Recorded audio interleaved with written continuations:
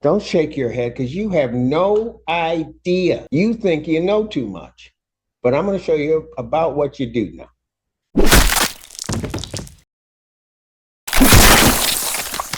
Not at all, right? In fact, I'm just going to guess. I don't know your mom, but I'm just going to guess she's probably told you not to do it. Mm-hmm. Yeah. So you don't listen to her, and you're not listening to me or the court. You just want to play by your own rules, don't you? No, sir. No, I don't.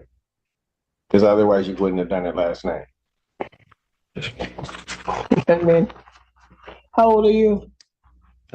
18 now. When was your birthday? December 21st, 2006. It's my birthday. So we turned 18 this, as I told the court, it was charged originally in a juvenile matter, and then it was dismissed and they recharged as adult.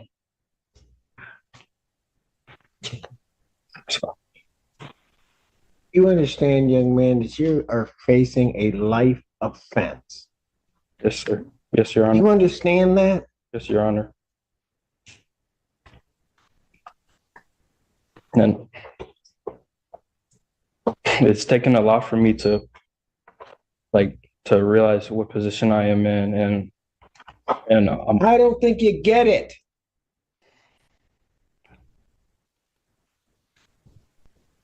You found yourself in a position where maximum penalty is life or any term of years.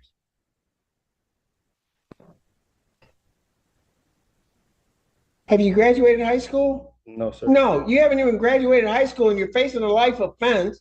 And then somebody just gives you some simple rules to follow, some simple things not to do. And you can't do that. You can't follow your mother's rules. You can't follow the court's rules. You can't follow any rules. So you tell me why, if you're just going to throw away your life, why I shouldn't just lock you up right now? No.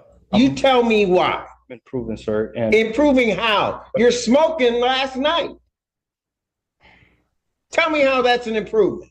I do it. I'm gonna tell you, I usually need to study or focus study, and it helps me focus while studying. I listen to music, and I honestly no harm for it, and You will never do it. I would never do it again. I can do it whenever I'm not addicted to it or anything. I just like it because it helped me study. I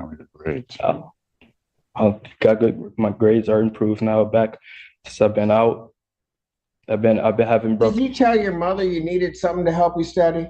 I said I prefer. I actually. Did you tell your mother that? No. No, sir. Because you're just so grown, you took it on your own. Sorry. I was trying to do things on my own, and clearly I messed up. And this just shows that I need my mother to supervise me and to. You're not listening to her. I don't, and I'll be honest with you, I went through the bond form, Mr. McGoes. I don't understand how he has a PR bond. I don't. So the family would not be able to make a high cash bond or a significant money bond. He came to the court with no prior history of any misconduct. He is high school senior, on track to graduate. I explained to the magistrate how the family has all come together to take care of this, help assist this young man through this time. He's on a tether, on house arrest.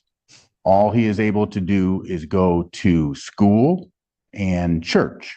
And I believe those are the two places that he's gone to. Yeah, those are two places that I've only been. He is not a risk of committing any offenses. He's not a risk of. Yes, he is. Any. Because he did it already.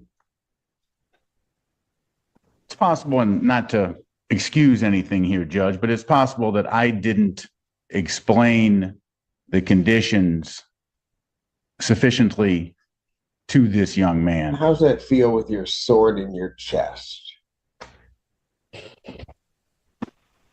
I don't think I understand the court.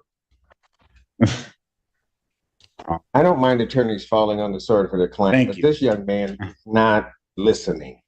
He is not, he is just going to decide to do things his way. And I think his problem is he's running to the wrong judge to try to do stuff his own way.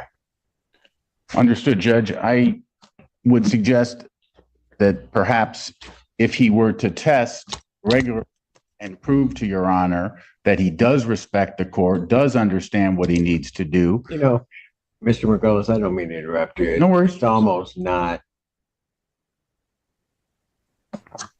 so much about respecting the court, although I do require that. But you know, I'm sitting up there watching on the Zoom screen, and I see his mom just standing beside her child. And it's the fact that you don't respect her that is really irritating me. And because of that, you're not even doing the things to respect yourself. You're an 18-year-old kid up here facing life for what? And again, I don't know your mom, but you got these charges come up, you got your mom scared to death. If Your Honor would like to speak with her, she'd be more than happy to talk to the court. Right?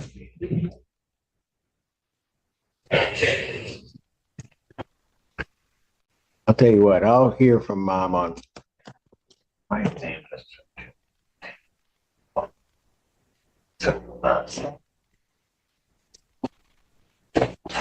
Your Honor, and I probably mentioned this already, but he's in his last semester. My concern is that if he's detained for long. Oh, I know. Yeah, I know Your Honor knows. I know. I just wanted to put that out there.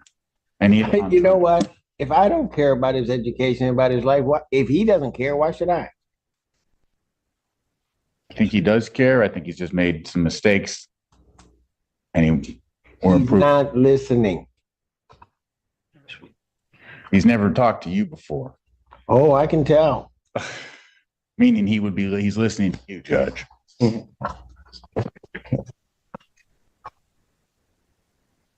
Mom, is there anything you want to say? I know this is not. Excuse me one moment. Oh, yes. Please. Let me see where he wants her to speak. Step back there, of course. Put him over there with you, Alan, and then mom can come up so I can hear her. Right here, man. Mom, you can come on out. State your name. Nicole Barrow. All right. What do you want? What do you want to tell me? I know most moms will say that they have like a good kid and they give you this long spiel and then they do something bad and they're like, oh no, you should believe it. But when I tell you, like, I'm in shock, utter shock. He was really a good kid and still is. I did not know. I knew he had a vape, but it wasn't marijuana. And I did tell him it was bad for his lungs. Prior to that, he was my only child that I knew for sure was going somewhere. He's never smoked, never been in any trouble. Him and his brother had started a business where they were selling hoodies in school. He would even be the one, helping me around the house. He's got a brother 16 months apart from him.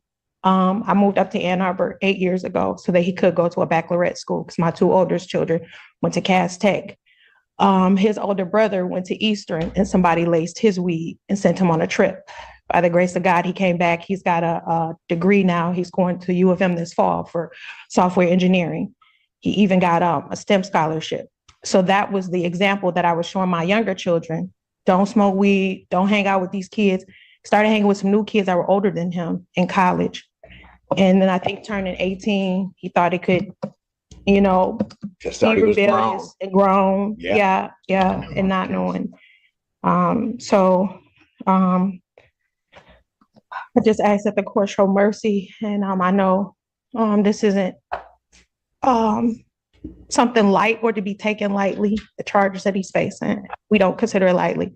We come from a good background. Our family, civil rights activists. I don't know if you ever heard of Willie Barrow, Okay. my aunt. Yes. Joe Lewis, my great uncle. My I'm doing well at Blue Cross. I'm making a name for myself with the CEO. I'm back in school. Ma'am, So he comes let from a me good stop family. there. I'm sorry. I do not doubt that at all. Yeah. So this is hard. I do not doubt that you as a mom have tried to do everything within your power to give him the tools and everything else so he could succeed. That is not a doubt.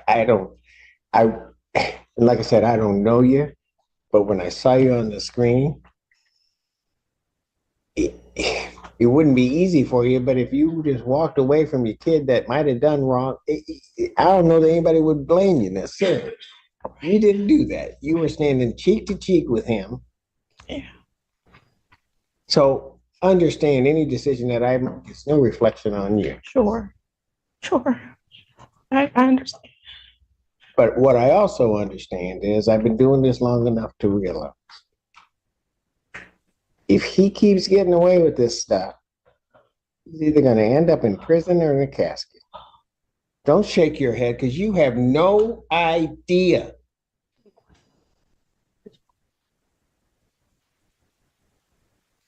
You think you know too much, but I'm going to show you about what you do know. Mom, is there anything else you want to tell me? He thought marijuana was legal and he could do that. And then they didn't tell us the probation. I know it's wrong, but they didn't give us restrictions or to anything to him. And I think he didn't know it because that's what he said coming in. I know it's not helpful. I got you. I thank you. His bond conditions are what his bond conditions are. I understand they may not have told him, but you told him. Yeah, He knew. I did tell him. And I just asked if you do makeup on, can you make it affordable for me? It's just me. And then I've been missing work already. I've missed almost a month. They're on me. I got to go meet with my HR on Monday about my job. This is so hard. And I told him I was only messing up at work because of this. I thought I could handle it. Okay. I'm sorry. No, do not apologize. I'm so sorry.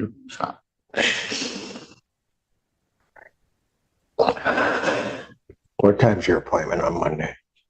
In the morning when I go to work at 8 a.m. I work in Medicare Advantage out of the Blue Cross. It'll be 2 years in May. What time do you get out of work? 4:30. You're right. All right. Okay. Thank And you work, how far is it from your work to here? It takes me about 45 minutes. To get here? Yeah. All right. Okay. Thank you. Thank you.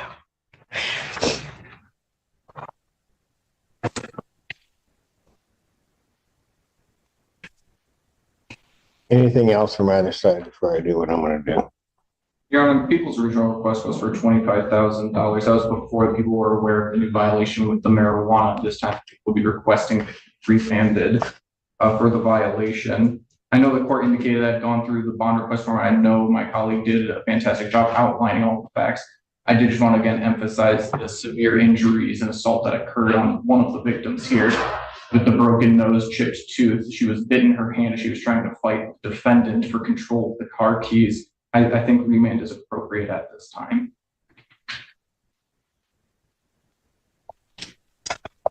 Margolis.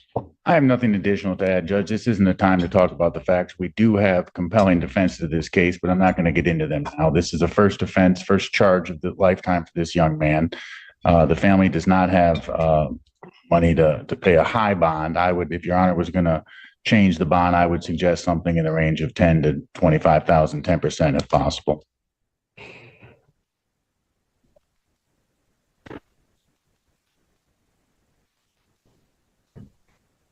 But if I make it higher than that, then family doesn't have it.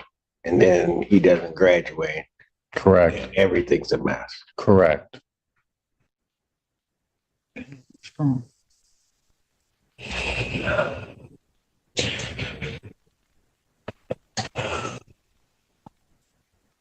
Hey, man, anything you want to say?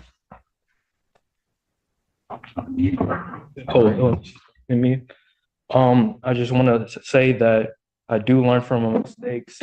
I'm getting closer to God. I know I do look at my mistakes, and I know it impacts my family, and I know it impacts my mother, and it really breaks my heart. I've been improving. I've been improving in school, my business. I'm helping opening up a business today actually for pregnant women for a pregnancy pillow. Like I'm trying to like do the right thing, and I won't smoke again. That's no problem for me to not smoke again. I won't like. Other than that, like I've been following my probation rules. I've been texting my probation officer. Have not committed any other violations. I've been going to school on time, and I really apologize to the court. I'm sorry. I apologize to you. And that's it.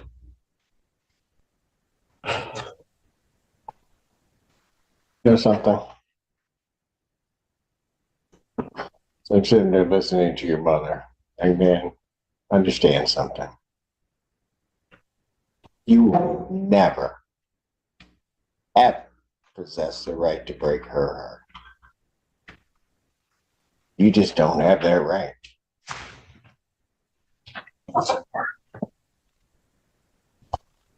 Normally, an easy thing for me to do is to accede to the people's request. If I accede to the people's request, you're not out. You don't graduate. Everything becomes a whole mess. But it also seems that if I let you out, you can't seem to follow the rules or do anything. So what I'm going to do is I'm going to think about it. And I'm going to decide what I want to do. But you're not leaving here today, Mr. Allen. What I'm going to do is I'm going to revoke your bond. You sit there and you think about it. I'm going to set a bond hearing 4:00 on Monday, 4 p.m. I'm setting 4 p.m. so you can get into the building. Ma'am, you get to work. You get here. We'll be here. We'll wait for you. Okay? We'll finally have somebody that's waiting on you as opposed to you waiting on everybody else and everything falling through. But what you're going to do, young man, since you can't seem to understand what kind of life you're kind of headed to, you ever been in jail? Yeah. For how long? They put me in here for 4 days. On this case, Judge. Well, you're going to be back in. And then when come Monday, you might just stay in. You have nobody to blame for this but you. So at this time, defendant is remanded.